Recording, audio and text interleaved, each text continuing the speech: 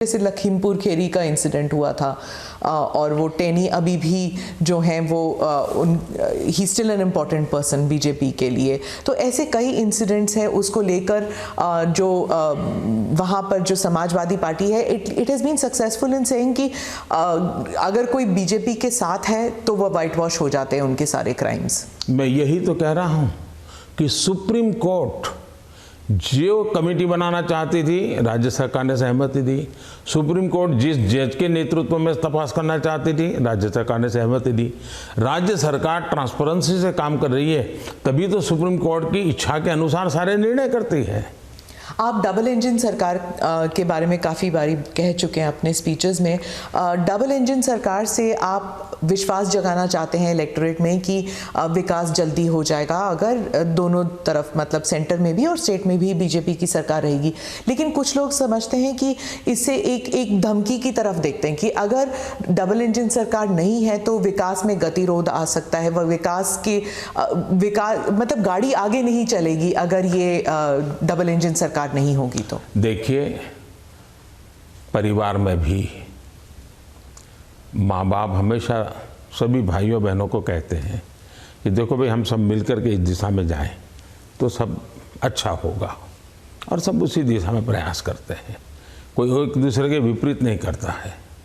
इतना बड़ा देश है, अगर हम एक दूसरे से विपरीत करेंगे तो हमारे संसाधनों नष्ट हो जाएंगे, हमारे देश की भलाई करने की गति रुक जाएगी। और इसलिए देश के लिए बहुत आवश्यक है कि लोगों के कल्याण के काम हम मिल बैठ के करें और ज़्यादा तेज़ी से करें।